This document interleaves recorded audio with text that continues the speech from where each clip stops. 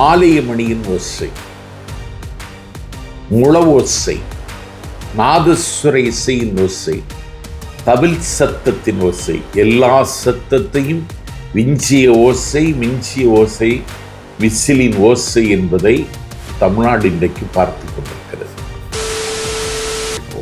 டிவிக்கு வந்து உருவாக்கியது உண்மையிலே வந்து பார்த்தா டிஎம்கே எதிர்க்கவா இல்லை வாக்குகளை வந்து பிரிக்கவா சார்? ஸோ அதாவது அவர் சின்னத்தை முதையே காமிச்சு இந்த ஓட்டு போகிற மாதிரி விரல காமிச்சு அந்த வரிகள் வரும். நீங்கள் வந்து அதை கண்டிப்பாக பார்க்கலன்னா அதை பாருங்கள். அப்போது இது முன்னாடியே வந்து ப்ரீ பிளான்டாக, ஏன்னா வந்து அந்த வரிகளே அப்படி தான் வரும். ஓகேவா? வேணா வந்து உங்களுக்கு வேணா போட்டுக்காம காப்பி ரைட் வந்துடும். இல்லை வேண்டாம். நான் என்ன சொல்கிறேன்னா, நீ எதுவாக விரும்புகிறாயோ. வணக்கம் and welcome to Times of Republic. Times talk with Sibi Naveen, editor and publisher, Times of Republic. மீண்டும் என் உறவுகளை மற்றொரு நிகழ்ச்சி சந்திப்பதில் மிக்க மகிழ்ச்சி. உறவுகளை நம்ம தொடர்ந்து பல்வேறு அழுத்தங்கள் இருந்தாலும் உங்களுக்காக வந்து நிகழ்ச்சிகள் பண்ணிகிட்டே இருக்கோம். நம்ம ஆல்மோஸ்ட் வந்து 1 lakh நெருங்கிட்டோம். ஆனால் இப்போ நம்ம சொல்லுவோம் இல்லையா, அந்த மாலை போட்டு விரதம் இருக்கும்போது 41 நாள் விரதம் இருந்தால் 39 நாள் வரைக்கும் இருந்துருவோம். அந்த 2 நாள் நம்ம வந்து எப்படா மலைக்கு போவோம், எப்படா வருவோன்ற மாதிரி ஒரு படப்படப்பு இருக்கும் தெரியுமா? அந்த மாதிரி இந்த 1 லட்சம் வரத்துக்குள்ளே உயிரே போயிடும் போல இருக்குது. பார்க்குறவங்களாம் வந்து ஒரு 80% வந்து சப்ஸ்கிரைப் பண்ணாமல் பார்த்துட்டு இருக்கீங்க. ஸோ மறக்காமல் சப்ஸ்கிரைப் பண்ணிடுங்க. ஸோ உங்களோட அன்புக்கு ரொம்ப நன்றி. சப்ஸ்கிரைப் பண்ணவங்களுக்கு என்னோட மிக்க மகிழ்ச்சி, நன்றிகள். ஸோ இன்றைக்கி நம்மளோட இருந்திருக்கும் ஒரு ஸ்பெஷல் கெஸ்ட்டு. எப்போவுமே வருவார், ஆனால் கொஞ்சம் கேப் ஆகிடுச்சு, ஏன்னா பயங்கர பிஸி. ஏன்னா வந்து இந்த தேர்தலில் வந்து ஒரு பயங்கர ஒரு புரட்சியும் பரபரப்பையும் ஏற்படுத்தக்கூடிய ஒரு கட்சி. ஸோ அதனால் வந்து பார்த்தீங்கன்னா நம்மளோட இருந்திருக்கும் முக்கிய விருந்தினர், தமிழக வெற்றி கழகத்தின் பரப்புரை செயலாளர், மதிப்புக்குரிய அனைத்து நாதில் சம்பத். அண்ணன் வணக்கண்ணே. வணக்கம். எப்படி இருக்கீங்க? சிரிப்பு தானே அழகு உங்களுக்கு. ஆனால் ஸ்ட்ரைட்டாக விஷயத்துக்குள்ளே வந்துடுவோம். ஐயா, டிவிகேயோட ஆலோசனை கூடத்தில் வந்து நீங்கள் பேசின மாதிரி நம்ம சேனலில் இருந்து ஒரு 2 நிமிஷம் வந்து பார்த்தீங்க அப்படின்னா விஜய் சாரை பற்றி பேசணும்னா என்ன பேசுவீங்க சார்? விஜய் தமிழ்நாட்டு அரசியலில் தள்ளி போட முடியாத தாகம். விஜய் தமிழ்நாட்டு அரசியலில் அலட்சியப்படுத்த முடியாத அரண். விஜய் தமிழ்நாட்டு அரசியலில் தாண்ட முடியாத அகழி. விஜய் தமிழ்நாட்டு அரசியலில் அணைக்க முடியாத நெருப்பு. விஜய் தமிழ்நாட்டு அரசியலில் சீன பெருமிதல் போல் தமிழ்நாட்டினுடைய மான பெருமிதல். ஒரு தவிர்க்க முடியாத தலைவனாக காலம் தந்திருக்கிற ஒரு கிஃப்ட், ஒரு நன்கொடை தளபதி விஜய். சிறப்பு சார். விசில் சின்னம் பின்னாடி உள்ள அரசியல் ஸ்ட்ராட்டஜி என்ன சார்? விசில் சத்தத்தில் பல தலைவர்களுக்கு பித்தம் பிடித்திருக்கிறது. விசில் சத்தத்தில் பல தலைவர்களுக்கு சித்தம் கலங்குகிறது. விசில் ஓசை தமிழ்நாட்டில் இன்றைக்கு எல்லோரும் எழுப்பத் தொடங்கிவிட்டார்கள். கானப்பறவை கலகல என எழுப்புகிற ஓசை, கடல் அலையின் பேரோசை, உழவர்கள் உழவு செய்கிற பொழுது பாடுகின்ற பாட்டின் ஓசை, நாற்று நடுகிற பொழுது நடவு செய்கிற பெண்கள் களைப்பு தீர அவர்கள் பாடுகிற அந்த நாட்டு பாடலின் நல்லோசை, ஆலயமணியின் ஓசை, முழவோசை, நாதஸ்வர இசையின் ஓசை, தவில் சத்தத்தின் ஓசை, எல்லா சத்தத்தையும் மிஞ்சிய ஓசை, விசிலின் ஓசை என்பதை தமிழ்நாடு இன்றைக்கு பார்த்து கொண்டிருக்கிறது.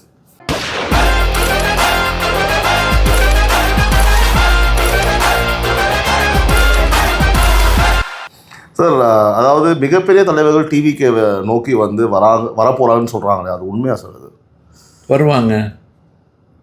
ஏன்னா எனக்கு தெரிந்த அரசியலில் ஒரு தலைவர் வருவது, கட்சி தொடங்குவதெல்லாம் இயல்பானது தான்.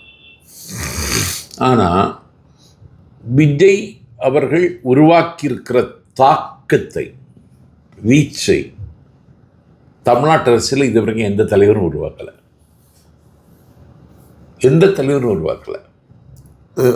எம்ஜிஆர் அவர்கள் இல்லை. எம்ஜிஆர் அவர்கள் திராவிட முன்னேற்ற கழகத்தில் பொருளாளராக இருந்தவர். உதயசூரியனின் பார்வையிலே உலகம் விழித்து கொண்ட வேளையிலே என்று வெள்ளித்திரையில் உதயசூரியன் சின்னத்தை உச்சரித்தவர். கருப்பென்றும் சிகப்பென்றும் வேற்றுமையாய் கருதாமல் எல்லோரும் ஒற்றுமையாய் என்று கருப்பு சிகப்பு கொடியை கையில் ஏந்தி வெள்ளித்திரையில் தோன்றியவர். மூன்றெழுத்தில் என் மூச்சிருக்கும், அது முடிந்த பின்னால் என் பேச்சிருக்கும் என்று திமுகவா என்கிற மூன்றெழுத்திற்கு உயிர் தந்தவர் மக்கள் திலகம் எம்ஜிஆர். அந்த எம்ஜிஆர் திமுகவோடு இணைந்து பணியாற்றி அண்ணாவினுடைய பேரன்பை பெற்று இந்த கனி எனக்கு கிடைக்காதா என்று நான் ஏங்கினேன். அந்த கனி என் மடியில் விழுந்தது. அதை எடுத்து நான் இதயத்தில் வைத்து கொண்டேன். எம்ஜிஆர் என்னுடைய இதயக்கனி என்று அண்ணாவால் ஆராதிக்கப்பட்டவர். அதனால் எம்ஜிஆருக்கு அரசியல் கட்சி தொடங்கியதற்கு பிறகல்ல, கட்சி தொடங்குவதற்கு முன்னாலே எம்ஜிஆரினுடைய அரசியல் தமிழ்நாட்டில் தாக்கத்தை ஏற்படுத்தி இருந்தது. ஆனால் அண்ணா அவர்கள் காங்கிரஸ், நிலத்திமிங்கலங்கள், பண்ணை பிரபுக்கள், ஆலை அரசர்கள், தேவாதேவி ஜமீன்களினுடைய கட்சி அந்த கட்சியை எதிர்த்து 67 அண்ணா திமுகவை வெற்றி பெற வைப்பதற்கு வீகம் வகுத்த பொழுது இந்த பணத்துமிங்கலை எதிர்க்க என் கையில் எங்கே காசு இருக்குது, சல்லி காசு கூட இல்லையேன்னு அண்ணா கவலைப்பட்ட பொழுது கழகத்தில் கடமையாற்றுகிறவர்கள் முடிந்த உதவியை எனக்கு செய்யுங்கள் என்று அண்ணா கேட்ட பொழுது கழக நிர்வாகிகள் வரிசை கட்டி நின்று அண்ணாவுக்கு நிதி கொடுத்தார்கள். திமுகவுக்கு தேர்தல் நிதி. அந்த வரிசையில் மக்கள் திலகம் எம்ஜிஆரும் நின்றார். அப்பொழுது அண்ணா சொன்னார், நீ எனக்கு எதற்கு தர வேண்டும் நிதி, நீயே ஒரு நிதி ஆயிற்றே, நீ நிதி ஒன்றும் தர வேண்டாம், நீ தேர்தல் காலத்தில் நீ தெருவுக்கு வந்து உன் முகம் காட்டு, 30 லட்சம் ஓட்டு பெட்டியில் விழும்னு சொல்லி அண்ணாவினுடைய அன்பையும் அங்கீகாரத்தை பெற்றவர். எங்கள் தளபதி அப்படி இல்லை. அவருக்கு அரசியல் பின்புலமே இல்லை. அரசியல் பின்புலம் இல்லாமல் அரசியலுக்கு வந்த ஒருவர் தமிழ்நாட்டு அரசியலே தலைகீழ் மாற்றத்தை உருவாக்குகிறார் என்று ஒரு நம்பிக்கை உருவாக்கி இருக்கிறார் பாருங்கள். அந்த நம்பிக்கை தான் அவரை வெற்றி பெற வைக்கப் போகிறது. இந்த நம்பிக்கை தமிழ்நாட்டில் வேறு எந்த கட்சியும் கிடையாது. ஸ்டாலின் சொல்லுதெல்லாம் சும்மா உதட்டிலிருந்து வருகிற வார்த்தை, உள்ளத்திலிருந்து வருகிற வார்த்தை இல்லை. திரு இபிஎஸ் அவர்கள் வந்து பாஜக மூலியமாக எப்படியாவது டிவிக்கே வந்து உள்ளே கொண்டு வந்துடணும், February 14 வரைக்கும் டைம் கொடுத்துருக்கோம்லாம் வந்து பல சர்ச்சைகள்னு சொல்ல முடியாது, பல பேச்சுகள் அடிப்படுது அங்கங்கே. அதை பற்றி தங்களுடைய கருத்து என்ன சார்? அது நடக்கவே நடக்காது, நடப்பதற்கு சாத்தியமே இல்லை. கொள்கை எதிரின்னு பகிரங்கமாக அறிவிச்சிட்டார். கடந்த 25ஆம் தேதி நடந்த செயல்வர்கள் கூட்டத்தில் மாமல்லபுரத்தில் எனக்கு அழுத்தம் இருக்குன்னு சில பேர் சொல்கிறாங்களே, என்ன அழுத்த முடியுமா அப்படின்னு கேட்டார்னா என்ன அர்த்தம்? பிஜேபி கூட இல்லைன்னு சொல்கிறாருன்னு அர்த்தம். ரீசெண்டாக வந்து என்டிடிவியில் வந்து உங்களோட தலைவர் விஜய் அவர்கள் வந்து ஒரு பேட்டி கொடுக்கலையே. இல்லை, ஆக்சுவலாக பேட்டி கிடையாது. இல்லை, பேட்டி தான் கொடுத்து. இல்லை பேட்டின்னா அவரை போய் சந்திச்சாங்க அவங்க. அதை வந்து பார்த்தீங்கன்னா அந்த கொஸ்டின் ஆன்சர்லாம் வந்து வெளியிட்டு இருக்காங்க இப்போ எல்லா மனம் விட்டு பேசியிருக்காங்க. ஓகே, அதில் வந்து பார்த்தீங்கன்னா I am not a king maker, I will win. இப்படி சொல்ற தலைவர் தமிழ்நாட்டில் யாராவது எந்த கட்சியிலேயாவது இருக்காங்களா? இல்லை, அதை வந்து இப்போ அடுத்து ஏதாவது பிரிச்சுலாம் பேசுவாங்க. உங்கள் ஸ்டைலில் வந்து அதுக்கான அர்த்தம் தெளிவாக சொல்ல. நான் என்ன சொல்கிறேன், இந்த நம்பிக்கை பாரக் ஹுசைன் ஒபாமாவுக்கு இருந்தது. எனக்கு தெரிஞ்சு ஒரு ஒரு ஒரு ஒரு 12 வருடங்களுக்கு முன்னால் அவர் அதிபராக களத்துக்கு வருகிற பொழுது, போட்டிக்கு வருகிற பொழுது இதே வார்த்தை சொன்னார். ஓ ஆமாம். அதுக்கு பிறகு அந்த குரலில் எங்கள் தலைவர் சொல்லும் பொழுது எனக்கெல்லாம் ஒரு குற்றால குதூகலம். ஏன்னா இதை சொல்லுகிற தைரியம் தமிழ்நாட்டில் வேறு எந்த தலைவனுக்கும் இல்லை. நான் கிங் மேக்கர் கிடையாது, நானே கிங் அப்படின்னு சொல்லுகிற இந்த தன்னம்பிக்கைக்கு வானம் ஈடாகாது. அவர் அந்த சொன்ன நிமிடத்திலேயே எங்கள் தொண்டர்கள் அடைந்திருக்கிற உற்சாகமும் பரவசமும் இருக்க எங்களை உச்சியை கொண்டு வச்சிருச்சு. சார், போதைப் பொருள் வழக்குகள் அதிகரித்து வரும் நிலையில் அரசு நடவடிக்கைகள்லாம் போதுமா சார்? ஒன்றும் புரியலையே சார். போதாது. இன்னமும் வந்து பார்த்தீங்கன்னா இதுதான்டா திமுக, ஒருவரும் குறை சொல்ல முடியாது, போதை புழக்கம் எங்கேயுமே கிடையாது, பிஜேபியும் எதிர்க்கட்சிகளும் திணிக்கிறாங்க, இப்படி ஒரு பொய் குற்றச்சாட்டை வந்து பார்த்தீங்கன்னா பரப்புரை செய்கிறாங்க அப்படின்னு முதல்வர் ஸ்டாலின் சொல்வதை வந்து நீங்கள் எப்படி சார் பார்க்குறீங்க? நான் என்ன கேட்குறேன், 12 மணிக்கு கடை திறக்கிறீங்களே, 12 மணிக்கு கடை திறக்கிறீங்கல்ல, 6 மணிக்கு வேணுமா உங்களுக்கு சரக்கு? முதலமைச்சர்கிட்ட கேட்குறேன், நான் வாங்கி தரேன். உங்கள் கூட வந்தீங்கன்னா நீங்கள் வாங்கி தரத்துக்கு ரெடி. நான் காரில், வாடகை காரில் வந்துட்டு யூபரில் பிடிச்சி என் வீட்டுக்கு போயிட்டுருக்கேன். அந்த வாடகை கார் ஓட்டுநர் சொல்கிறாரு, உதயம் தியேட்டருக்கு கிட்ட வந்தோடனே, ஆனால் இந்த சாராய கடை 24 மணி நேரமும் இயங்குங்கிறான். ஒரு வாடகை கார் ஓட்டுகிறவருக்கு தெரிகிற விவரம் அன்னை தமிழகத்தின் அரியாசனத்தில் இருக்கிற நான் பெரிதும் மதிக்கிற அண்ணன் முதலமைச்சர் ஸ்டாலினுக்கு ஏன் தெரியாமல் போனது? போதைப்பொருள் ஒழிக்க வேண்டும் என்று நீங்கள் எடுத்த நடவடிக்கை என்ன? எந்த வழியாக வருகிறது என்று அந்த வழியும் வாசலும் தெரியாமல் நீங்கள் இருக்கிறீர்கள் என்று நான் சொன்னால் அதை நீங்கள் மறுக்க இயலுமா? எந்த வழியாக தமிழ்நாட்டுக்குள் ஊடுருவுகிறது என்பதை கூட உங்களால் கண்டுபிடிக்க முடியவில்லை என்றால் உங்களுக்கு எதற்கு இந்த அரசு, எதற்கு இந்த முதலமைச்சர் பதவி? நான் கேட்கல, தமிழ்நாட்டினுடைய தாய்மார்கள் கேட்கிறார், கண்ணீரோடு கேட்கிறார். அதாவது வந்து பார்த்தீங்கன்னா ஒரு பக்கம் போதை வஸ்துக்கள் வந்து தலைவிரித்து ஆடிக்கொண்டிருக்கும் பொழுது, இன்னொரு மறுபக்கம் வந்து பார்த்தீங்கன்னா பெண்கள் பாதுகாப்புக்கு குறையே கிடையாது. இதையும் ஒரு குற்றச்சாட்டாக வந்து நான் மக்கள் வந்து, அதான் மக்கள் கிடையாது, எதிர்க்கட்சியினர், மாற்றுக் கட்சியினர் வந்து ஒரு முழக்கத்தை வந்து மக்கள் மனதில் புதைக்கிறாங்க. ஐயோ, நான் வந்து இந்த 5 வருட காலங்களில் வந்து நான் இப்படி ஒரு பொற்கால ஆட்சியை கொடுத்துட்டேனே, இந்த ஆட்சியை வந்து என்னோட சாதனையை வந்து நான் தான் முறியடிக்கணும், அப்போ நான் தான் திரும்ப வந்து பார்த்தீங்கன்னா இன்னும் நல்லது செய்யணும், வேறு யாரும் முறியடிக்க முடியாதுன்னு சொல்கிறத நீங்கள் எப்படி பார்க்குறீங்க? இதை வந்து ஸ்டாலின் அவர்கள் சொன்னார் முதலமைச்சர். 2 நாளைக்கு முன்னால் நந்தன் ஆர்ட்ஸ் காலேஜில் என்ன நடந்தது தெரியும்? பாலியல், அதாவது கூட்டு பாலியல் வன்கொடுமை. ஆமாம், நடந்திருக்கு. அதுக்கு ஒரு நாளைக்கு முன்னாடி ஒரு நார்த் இந்தியன் ஃபேமிலியை வந்து பார்த்தீங்கன்னா 3 பேருமே பண்ணியிருக்காங்க. அதாவது வெற்றி பெற வேண்டும் என்று கருதுவதும் அதற்காக வீகம் வகுப்பதும் தப்பு கிடையாது. என்னுடைய சாதனையை நானே தான் முறியடிக்க வேண்டும் என்ற முதலமைச்சர் சொல்லுகிறார். நான் மக்கள் என்ன நினைக்கிறப்போ, அப்போ இன்னும் இதை விட போதை அதிகமாகிடுமோ, இன்னும் இதை விட பாலியல் வன்கொடுமைகள் நடக்குமோ, இன்னும் இதை விட விலைவாசி ஏறிடுமோ, இன்னும் இதை விட மின்கட்டணம் ஏறிடுமோ, இன்னும் இதை விட சொத்து வரி உயர்ந்திடுமோன்னு மக்கள் கருதுகிறார்கள் என்பதை முதலமைச்சருக்கு உங்கள் வலைத்தளம் மூலம் நாஞ்சில் சம்பத் நினைவுபடுத்துகிறேன். 2026க்கு முன் வந்து அரசியலை தலைகீழாக மாற்றப் போகும் கூட்டணி வந்து சாவேக்காக வரப்போகிறது, நீங்கள் நம்புறீங்களா சார்? கூட்டணியே தேவையில்லை தம்பி. ஓகே, அதெல்லாம் ஒன்றும் இல்லை, அவர் முதலமைச்சர் ஆகிட்டார். ஜஸ்ட் எலெக்ஷன் முடிஞ்ச உடனே வந்து பார்த்தீங்கன்னா ஜெயிச்சுட்டு, ஆமாம், அவ்வளோதான் போய் வந்து அவரோட சிம்மாசனம் அமர வேண்டும். ஆமாம், அதில் எந்த மாற்று கருத்துமே கிடையாது. தனியாக நின்னாலும் 40% மேலே நீங்கள் வந்து வாக்குகளை பெற்று நீங்கள் ஜெயிக்க முடியும். அதில் ஃபுல் கான்ஃபிடென்ட்டாக இருக்கீங்க. ஆமாம், ரைட், ஓகே. டிவிகே வந்து உருவாக்கியது உண்மையிலே வந்து பார்த்தா டிஎம்கே எதிர்க்கவா இல்லை வாக்குகளை வந்து பிரிக்கவா சார்? ஒரு மாற்று அரசியலை கொண்டு வர, ஒரு மாற்று அரசியல், ஒரு மாற்றத்திற்கான அரசியலை கொண்டு வர அந்த முயற்சி எடுத்த வைகோ தோற்று போனார், துரைந்து போனார். அந்த மாற்றத்தை கொண்டு வருவதற்கு திட்டமிட்ட கருப்பையா மூப்பனார் அவர்களின் தமிழ் மாநில காங்கிரஸ் பிஜேபியிடம் சரணாகதி அடைந்து விட்டது. அந்த மாற்றத்தை கொண்டு வருவதற்கு திட்டமிட்ட தேமுதிக வாசலை திறந்து வைத்து யாராவது வருவார்களா என்று காத்திருக்கிறது.